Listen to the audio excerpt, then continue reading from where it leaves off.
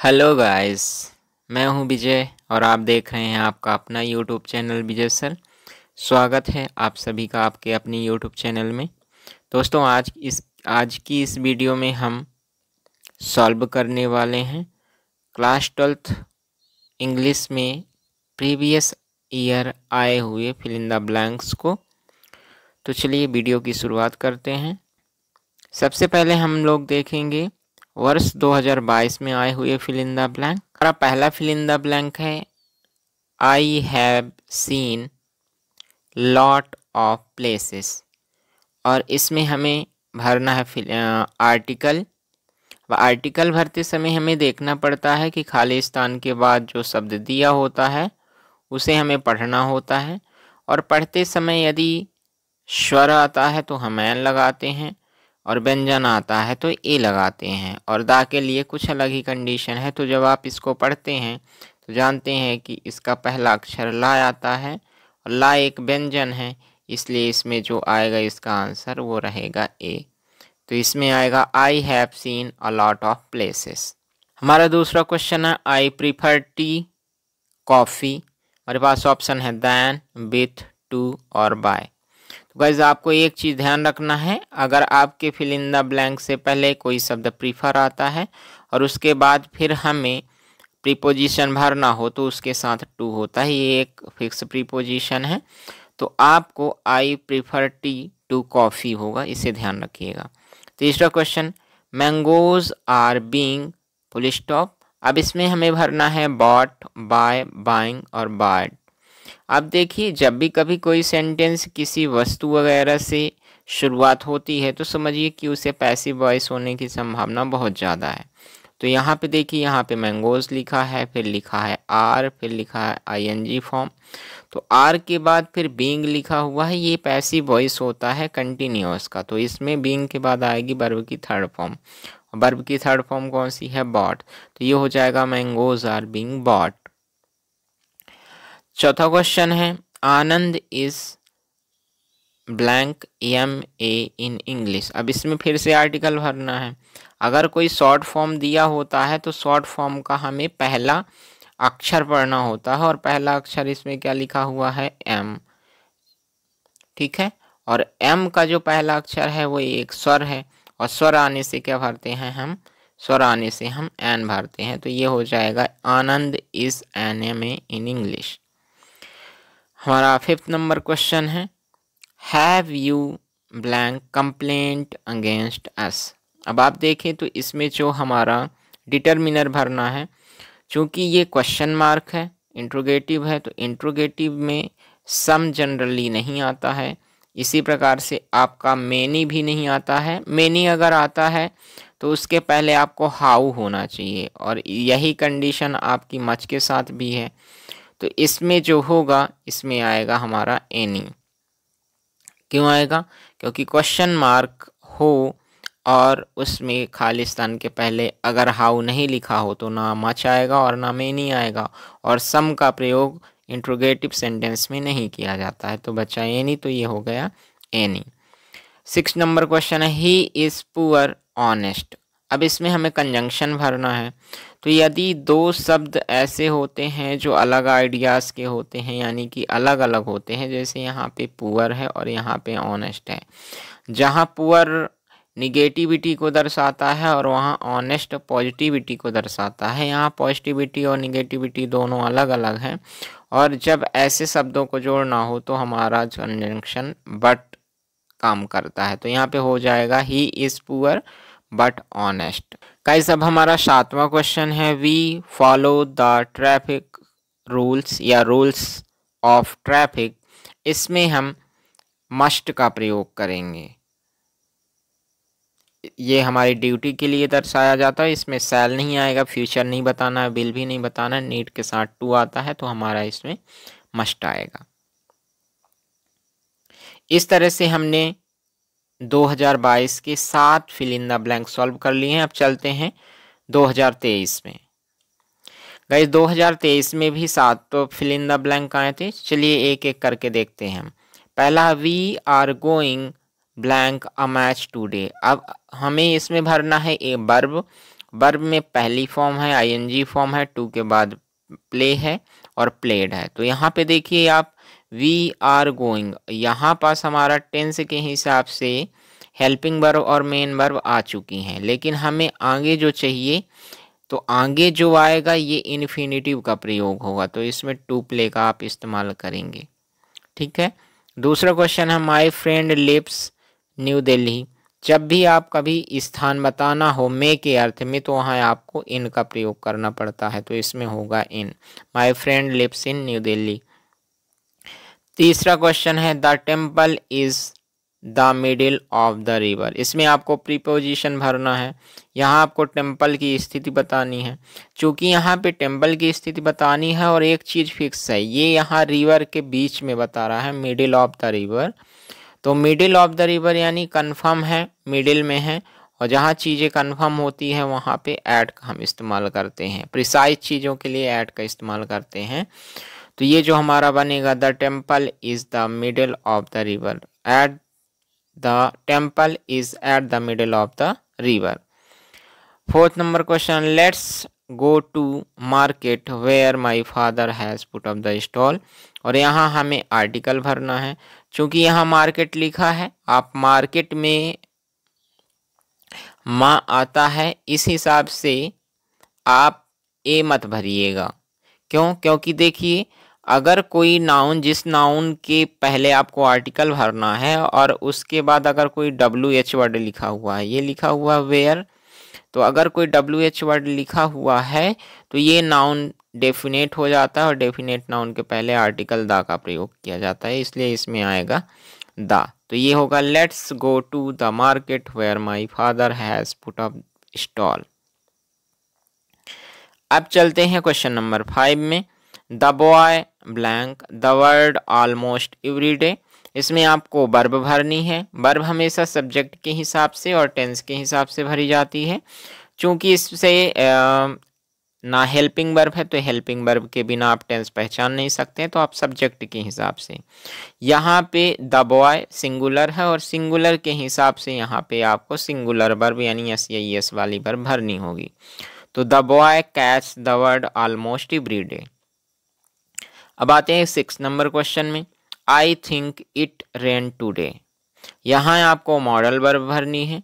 Modal verb में मे है, must है, कैन है और कैन नॉट है। चूँकि वर्षा होने की संभावना होती है, ये कभी कंफर्म नहीं होता है, तो वर्षा होने की संभावना और संभावना को व्यक्त करने के लिए हमेशा मॉडल वर्ब मे का प्रयोग किया जाता है। तो ये होगा I think it may rain today. अब चलते हैं आखिरी क्वेश्चन 7वां। There are precious books in the library. इसमें डिटर्मिनर भरना है। चूँकि यहाँ पे बुक्स है, बुक्स होने के कारण मच आएगा नहीं, क्योंकि मच अनकाउंटेबल के लिए होता है। फिर आते हैं एनी। एनी निगेटिव और इंट्रोगेटिव के लिए होता है, तो ये ना सेंटेंस हमारा निगेटिव है ना इंट्रोगेटिव है। अब आते हैं सम में, सम हो सकता है। और फिर आता है ईच। ईच प्रत्येक यानी सिंगुलर के लिए होता है, और यहाँ जो बुक्स लिखी है वो प्लूरल लिखी है, इसलिए ये भी नहीं आएगा। क्या आएगा? इसमें आएगा सम। तो there are some precious books in the library. तो गाइस ये 2023 का भी fill in the blank solve हुआ। यदि आपको ये वीडियो पसंद आ रहा है तो नीचे आप लाइक और कमेंट जरूर कीजिएगा। अगला है वर्ष 2000 सप्लीमेंट्री का, हम इनको भी सॉल्व करते हैं। इनमें से पहला है blank book you want is not with me. Article भरना है, क्योंकि इसमें book you want is not with me, ये जो बुक दिया हुआ है ये बुक कंफर्म है। आगे का सेंटेंस हमें बतला रहा है कि ये वो किताब है जो तुम चाहते थे, और जो तुम चाहते थे मतलब ये कंफर्म है कि कौन सी चाहते थे, इसलिए ये डेफिनेट हो गया। तो बुक डेफिनेट है, और डेफिनेट जहाँ होता है वहाँ पे हम आर्टिकल द लगाते हैं। दूसरा फिल इन द ब्लैंक है have you complaint against me. इसमें हमें डिटर्मिनर भरना है। हमारे पास है सम, एनी और मैनी। तो ये एक तरह से इंट्रोगेटिव है, और इंट्रोगेटिव में ना तो सम आता है और ना ही मैनी आता है। क्या आता है इसमें आएगा एनी, तो ये रहेगा एनी। तो have you any complaint against me. चलिए आगे चलते हैं। क्वेश्चन नंबर 3 है आई have not seen him blank morning. इसमें है फॉर, ऑफ और सिंस। चूंकि यहाँ पे हैव नॉट V3 है, परफेक्ट है, परफेक्ट टेंस में या तो सिंस आता है या तो फॉर आता है, फॉर या सिंस आता है। चूंकि इसमें जो मॉर्निंग लिखी हुई है एक डेफिनेट हुई और डेफिनेट के साथ हमें सिंस का प्रयोग करना पड़ता है। आपको मॉर्निंग, इवनिंग, नाइट के साथ सिंस का प्रयोग करना है, तो इसमें होगा सिंस। तो I have not seen him since morning. Fourth number है how long have you living in this town.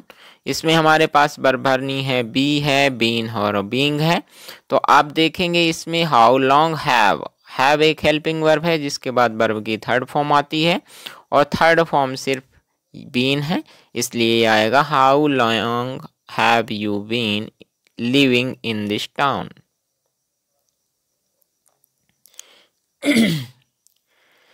अब अगला क्वेश्चन देखते हैं। अगला क्वेश्चन 5th नंबर है we intend to have a meeting Monday.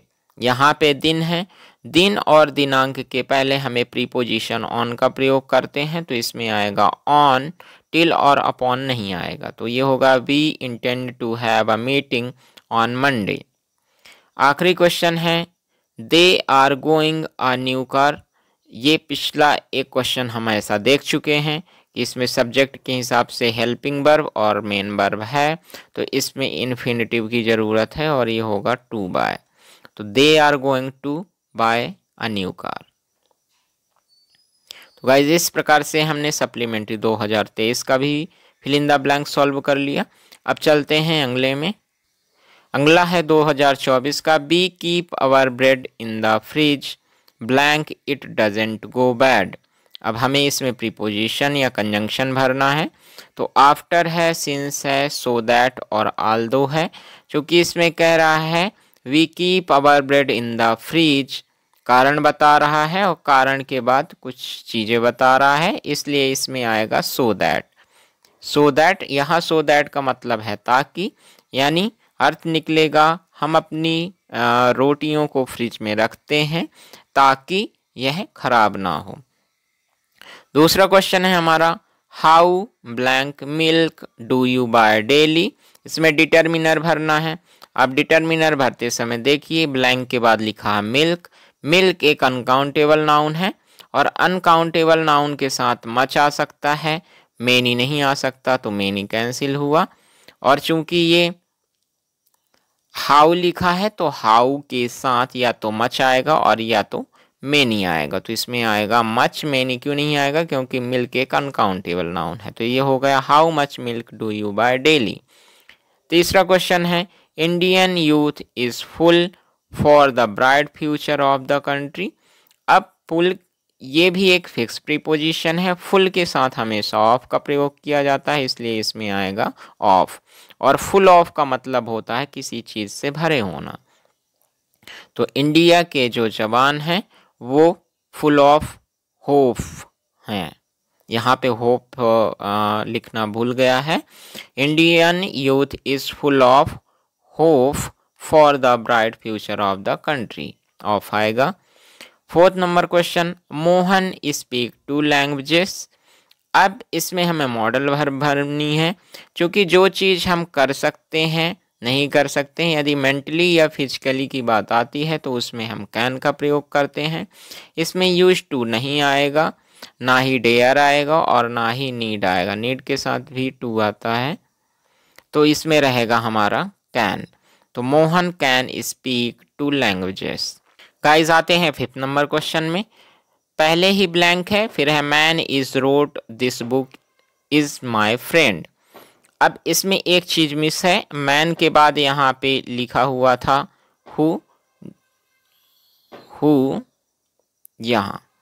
So man के बाद लिखा गया है WH वर्ड, और अगर किसी नाउन के बाद WH वर्ड लिखा जाता है तो उस नाउन के पहले हम आर्टिकल दा का प्रयोग करते हैं। क्यों करते हैं? क्योंकि ये जो नाउन होता है WH वर्ड के कारण डेफिनेट हो जाता है, इसलिए आर्टिकल द का प्रयोग करते हैं डेफिनेट में। तो ये हो जाएगा the man who is road this book is my friend. यहाँ पे इज नहीं, यहाँ पे हु बस होगा। तो the man who wrote this book is my friend. अब देखते हैं 2024 का आखिरी question, I know he is ill. अब इसमें हमें भरना है कंजंक्शन। कंजंक्शन में आई नो मैं जानता हूँ, हु इज ही इल नहीं, ये गलत है। और इसमें जो इल लिखा गया है ये थोड़ा सा मिस लिखा गया है, इसमें इल की स्पेलिंग आई और डबल एल होनी चाहिए।